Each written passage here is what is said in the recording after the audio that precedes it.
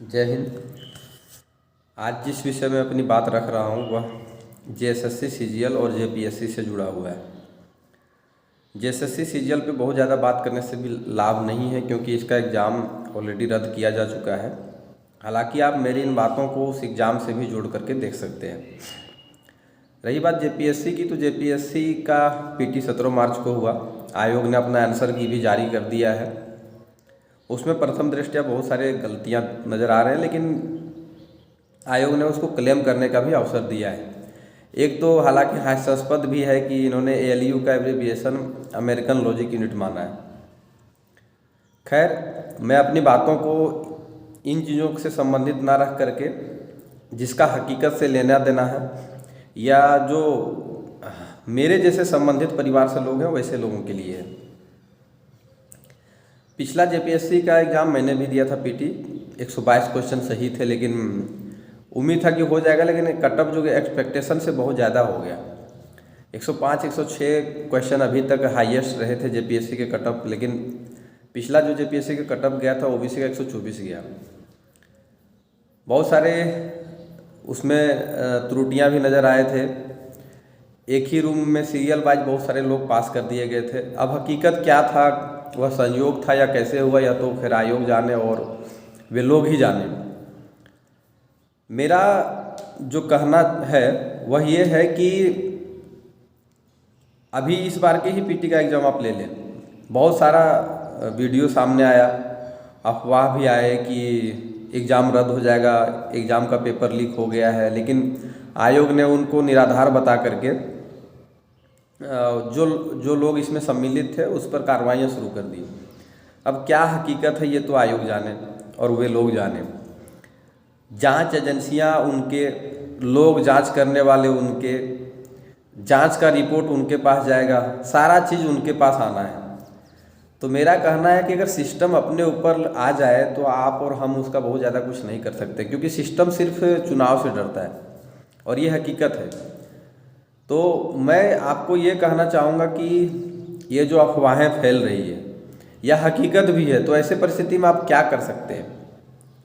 ऐसे परिस्थिति में सिर्फ आप ये कर सकते हैं कि जो आपके पास अवसर आए उसको आपको लपकना होगा। मैं ऑलरेडी एम्प्लॉयड हूँ, इसलिए हालांकि इसका एक बेनिफिट ये है कि मैं खुल करके अपना एग्ज़ाम लिख पाता हूँ, जैसे हो कर देता हूँ। इसका एक नुकसान ये भी है कि मैं फोकस्ड होकर के उसकी तैयारी नहीं कर पाता। उसी तरीके से आप अगर निगेटिविटी की तरफ ज़्यादा फोकस करेंगे तो आपको खुद को इसका बहुत ज़्यादा नुकसान है। मैं अधिकतम ऐसे लोगों को देखता हूँ जो जिनका एग्ज़ाम से कोई लेना देना नहीं, वही लोग निगेटिविटी ज़्यादा फैलाते हैं। लड़के भी ऐसे दिखते हैं जो सीरियसनेस उनका एग्ज़ाम के प्रति जीरो रहता है और अफवाह फैलाने में बहुत ज़्यादा समय लगाते हैं, अपनी पूरी एनर्जी उसमें लगा देते हैं। अब हो सकता है कि हकीकत हो, मैं ये नहीं कहता कि ऐसा नहीं होता है, हो सकता है कि होता होगा, लेकिन आप इसमें कर ही क्या सकते हैं? आप यही कर सकते हैं कि अपनी तैयारी को धारदार किया जाए। ध्यान रहे कि यह मैं जो बात कह रहा हूँ मैं अपने भाई दोस्तों तक सीमित रखना चाहता हूँ। अगर कोई अन्य इससे अपने आप को जोड़ना चाहे तो अगर आप पॉजिटिव हैं तभी जुड़े, निगेटिव हैं तो इस पे ना जुड़े। कहने का मतलब ये है कि हकीकत में आप सिस्टम को बहुत ज़्यादा कुछ हानि नहीं पहुंचा सकते, या अपनी मर्जी के हिसाब से हर एक काम आप नहीं कर सकते। आपके कहने से या बहुत सारे लोगों के कहने से अगर एग्ज़ाम रद्द होना होता तो पिछला जेपीएससी पीटी ही रद्द हो गया रहता, लेकिन हुआ नहीं। मेंस भी हुआ, उनका सिलेक्शन भी हो चुका है, वे लोग अपना जॉब भी कर रहे हैं। इस बार के भी पीटी में बहुत सारे तरह की बातें हो रही है, बहुत सारे लोग लगे हुए हैं कि रद्द करवा देंगे, बहुत सारे प्रूफ वो दे रहे हैं, लेकिन ऐसा दिख नहीं रहा है कि रद्द हो जाएगा। तो ऐसी परिस्थिति में जो लोग इसके कटअप के दायरे में आ रहे हैं और जो नहीं भी आ रहे हैं, मैं और मेरा भाई दोनों एग्ज़ाम दिए, हम दोनों को लगता है कि अगर एग्ज़ाम फेयर तरीके से हुआ होगा तो हम दोनों कटअप में आ जाएंगे। अगर नहीं भी आते हैं तो हम क्या कर सकते हैं? हम यही कर सकते हैं कि अगले एग्ज़ाम की तैयारी बेहतर तरीके से करें। आपका उम्र निकल रहा है, आपके परिवार को आपके सिलेक्शन की ज़रूरत है, आपको आपके सिलेक्शन की ज़रूरत है। तो ऐसी परिस्थिति में सिर्फ और सिर्फ आप एक ही चीज़ कर सकते हैं, वह कि आपकी तैयारी को धारदार करते रहें। ऐसा नहीं कि हम मजाक में लगे रहें, उनके भरोसे लगे रहें जो बोलते रद्द करवा दें। मान लेते हैं कि इस बार रद्द भी हो गया तो आप क्या करेंगे?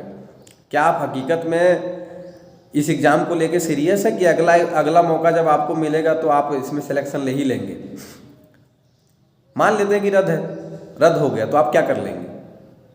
जैसा JSSC CGL का एग्ज़ाम रद्द हो चुका है तो क्या आप हकीकत में उस एग्ज़ाम को लेकर के सीरियस हैं कि उसकी तैयारी आपने धारदार कर रखी हो कि अगला जब मौका आपके पास आएगा तो आप सिलेक्शन ले ही लेंगे? बातें बहुत तरह की हैं, लोग बहुत तरह की बातें करते हैं। कुछ लोगों को अपना व्यूअर बढ़ाना है, कुछ लोगों को अपना संस्थाएं चलाना है, कोचिंग सेंटर चलाना है। तो इन चीज़ों से हट करके, और हकीकत ऐसा है, इसलिए मैं कहूँगा कि इन चीज़ों से हट करके अगर आपको चाहिए सिलेक्शन तो इन चीज़ों से हट करके आपको अपनी तैयारी धारदार करनी होगी। उन लोगों के बातों में नहीं रह करके आप किताबों में खोएं, अपनी तैयारी जारी रखें, तभी ये संभव हो पाएगा कि आप सेलेक्टेड हों। बाकी बातें तो बहुत तरह की हैं, आप लगे रहें। एग्ज़ाम रद्द भी हो जाएगा तो आपको क्या मिलना? एग्ज़ाम रद्द हो भी जाएगा तो क्या आप सच में तैयार हैं अगला अटेम्प्ट लेने के लिए? इसलिए अपने आप को हर एक अटेम्प्ट के लिए तैयार करके रखना होगा। और ठीक है, JPSC और सरकार क्या कर रही है इस विषय में वो तो उनके ऊपर है। हर एक बार अगर एग्ज़ाम पेपर लीक होता है तो ये तो सरकार के लिए भी चैलेंज है ना, सरकार के लिए भी चैलेंजिंग है और उनके भी इज्जत पर आँच आने वाली है, तो इसका ध्यान तो उन्हें भी रखना होगा। लेकिन व्यक्तिगत रूप से मेरी बातें जो है व्यक्तिगत रूप से हम या आप इतने तैयार हैं कि इस विषय पे जब हमें मौका मिले तो हम अगला अटेम्प्ट ले लेंगे। इसलिए बहुत सारी भ्रांतियों पे ध्यान नहीं दे करके हमें अपनी तैयारी पे बात रखनी चाहिए। तैयारी अगर आपकी धारदार रहेगी तो ज़रूरी नहीं कि JPSC आपको कहीं ना कहीं मौका मिल जाएगा। और अगर आपकी तैयारी धारदार नहीं है तो 1000 एग्ज़ाम रद्द हो जाए, उससे आपको क्या मिलना जुलना है? इसलिए अपने आप को तैयार रखिए। इसके अलावा और कोई आपके पास उपाय भी नहीं है। बस मैं यही कहना चाहता था।